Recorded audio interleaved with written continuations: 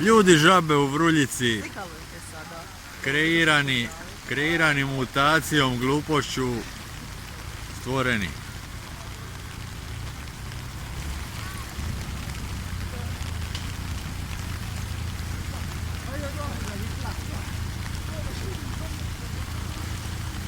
Evo, prvi primjerci ljudi žabe.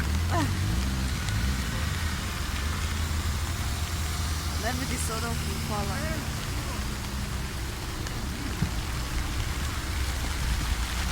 Ajmo jedno ono ritmičko plivanje. Sinkronizirano, kako se zove?